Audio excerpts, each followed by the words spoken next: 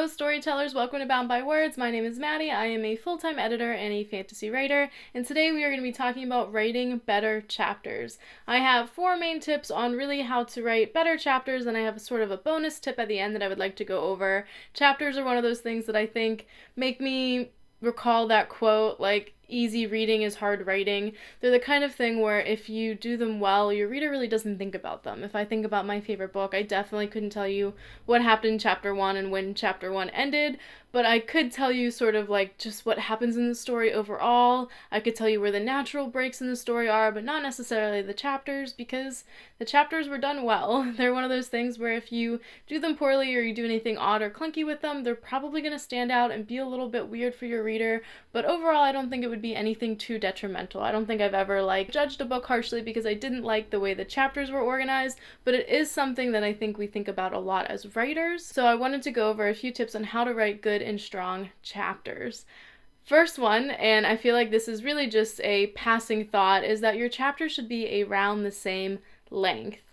Unless you are tactfully making one chapter a lot longer or a lot shorter, it's going to be jarring to the reader. I think I've seen this done sometimes really well, like if a character was unconscious for some reason, whether they were drugged or they were injured, where you'd have a really short chapter where it is like they woke up and had a thought or whatever and drifted back off. And I think that is really strategically placed, but generally you should have a sort of page range that you want your chapters to be, and you don't have to write and say, well, I have to stop at page 10 now because all my chapters are 10 pages long. But you should have a range of page numbers that your chapters might be, and you don't want to veer too far off of that. Like if all of your chapters are between 8 and 14 pages and you suddenly have a 25-page long chapter, that's just going to stand out. Might not be bad, and you might want to still do that, just evaluate sort of what's going on in your story around there. But generally, I think good advice is, there's no length that your chapters have to be, there's no way they have to start or end, but I generally just tell people to make sure that they're sort of close to the same length. That way, your reader sort of has a predictability when it comes to, if I just read one more chapter, this is sort of what it's going to take out of me. My second tip when it comes to writing strong chapters, writing better chapters, is to look at your chapters individually. A lot of us think about scenes when we do our storytelling and our plotting and our developmental editing, but you should also think about chapters. So sometimes your chapters will be one scene, sometimes they will have a few scenes in them. It depends on how you plan and how you write and how you choose to organize those. But if your chapters have more than one scene in them, then I definitely think that you should edit them individually as well as together with the rest of the story. Looking at the chapters individually will give you a good idea of the pacing inside of each chapter and not just in your story as a whole. You want to make sure that you don't have super fast-paced chapter, super fast-paced chapter, super long and slow and drawn-out chapter. If that's the case, then either there's something in that part of the story that needs to be tweaked, or maybe just the chapter borders, where they start and they end, could be shifted so that you don't have a chapter that is a huge lull, or you don't have so many chapters in a row that are so high stakes that what's happening is a little bit confusing. You want your pacing to be smooth, even if it is a high stakes story. You don't want the reader to feel like they're being drug along and they really can't keep up. So look at your chapters individually, even if you're doing it one after another, just so you can see really where it starts and where it ends, what kind of mood it starts in, what kind of mood it ends in, so you can see internally the type of development or the amount of information, the amount of questions you're asking and answering for your reader in each chapter. And tip number 3, we just talked about this one a little bit, is evaluating where your chapters begin and where they end. The reason I think that this is so important is because if your chapters end in a way that is very different from the way your next chapter starts, unless it's a multiple point of view book, that could be really off-putting to the reader. It could make them feel like they missed something. It could make them feel like they didn't understand something. And you never want that to happen. But that being said, I think that is an amazing tool when it comes to distinguishing character voice very well. If you have a multiple point of view book and you're switching point of views, a good way to indicate that is to have that sudden and hard shift in tone or mood or, just attitude of what's happening. But if you are writing in the same person's point of view from one chapter to the next, you want to make sure the way the chapter ends and the way the next chapter starts mesh a little bit. Mesh in mood, they mesh in plot, something has to connect there or it's going to feel really clunky. They don't have to be exactly the same, you can have the same mood but a different sort of look on the plot, or you can have the same plot point but suddenly your character has a much more like opportunistic like viewpoint on it. You want to make sure that they connect even if they are not entirely identical. This is also something that's going to keep your reader turning pages, because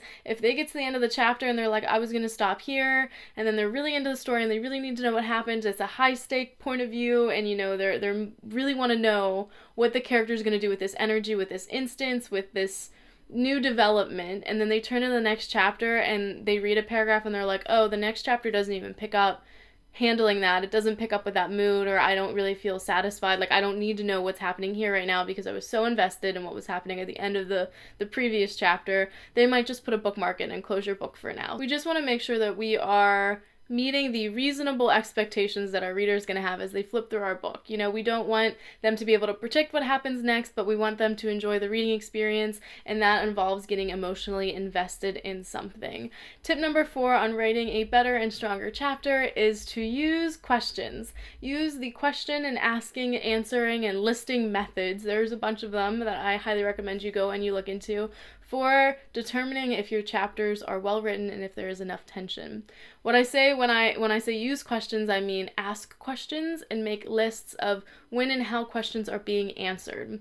So if you look at each of your chapters individually, like we said in tip number 2, and you say, okay, well, this chapter answered 3 big questions that the reader was going to have, and it introduced 1 question to keep the reader thinking about as they move forward in the story. You know, in your next chapter, you're going to have 2 questions that were asked and 1 question that was answered. You want to constantly have questions being asked and answered. It doesn't necessarily matter the number of questions. What matters is that it is keeping a comfortable amount of tension and it is keeping the pace going. The reason this is important is because, and imagine this, if you're reading a book and in chapter 1 you suddenly have like 6 or 7 questions. All of a sudden, you're just thrown in this world where you don't really know what's going on, you don't understand the relationships, you don't understand the magic system, and I feel like a lot of people already have that sort of expectation to be a little uncomfortable at the beginning of a fantasy book to begin with. That's one of my favorite parts of a book, but I know I hear people saying how overwhelming that can be. So you have that moment where you're like, all of a sudden I have so many questions, I have no idea what's happening. And then let's say from chapters 2 to 4 or 5, none of your questions are answered.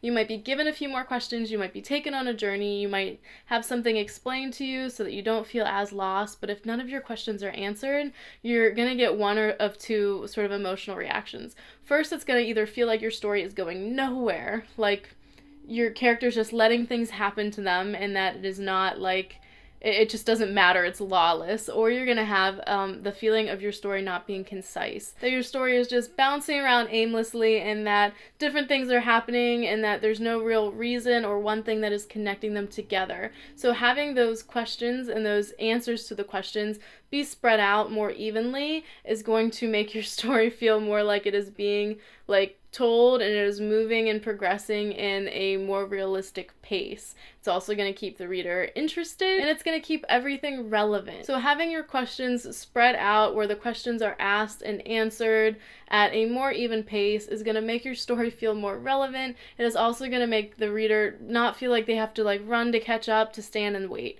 Like the energy that I picture when I think of that is like the video games where your character runs faster than the NPC that they're following and you have to run to catch up and then you wait because you don't really know where you're going. That's the same kind of energy you get from a book that asks or answers a lot of questions at once and then has a big break where they don't ask or answer any questions. So I think using those questions is just a good tool of identifying how fast your story is moving and how concise your plot points are or how spread out your plot points are. And that brings us to tip number 5 on how to write better chapters. This is less of a tip and more of advice that I think all writers need to hear because we learn how to write better through reading. Whether we are reading the genre that we want to write in or we are reading books on how to advance our craft, I think there is a very intentional way to learn more about writing anything through reading that a lot of us we don't think about or we don't pay attention to a lot. Myself included, something I recently started doing in the last couple of years is while you're reading, especially if it is a book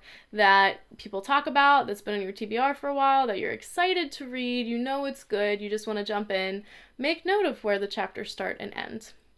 You know, you can go sort of as laid back with this or as outrageously detailed with this as you'd like. I definitely recommend annotating in the sense of every time you stop and you feel something overpowering, if you stop and you're like, oh my gosh, I have secondhand embarrassment, you should mark that if you're a writer. If you stop and you're like, oh, I am so like nerve-wrackingly like anxious to know what will happen, you should mark that as a writer. That is an important resource for you to go back and look at. What did this writer do well that made you feel that way while you were reading? The same way, whenever we are evaluating chapters, if you have a book you're reading, whether you're rereading your favorite or it's just the next one you pick up, make a note of what kind of mood did this chapter end on, what mood did the next chapter start on. About how long are their chapters here? Was I comfortable reading them? How much stuff really happened in each one of these chapters, and did I feel like the book was really busy or really slow? Easy questions like that that you can ask and make note of while you read. You can either annotate in your book, you can use flags, you can even just have like a little reading notebook or journal next to you. And you don't have to do it to the point where it feels like homework, you know? If you're reading a book and you just do the beginning or the end of every chapter, or you just do whenever you stop and you have like that overwhelming feeling, it shouldn't get in your way of being able to relax and enjoy the book. So it's something I would definitely recommend. But if you found any value from this video, make sure you give it a thumbs up and please consider subscribing. I will see you guys next time.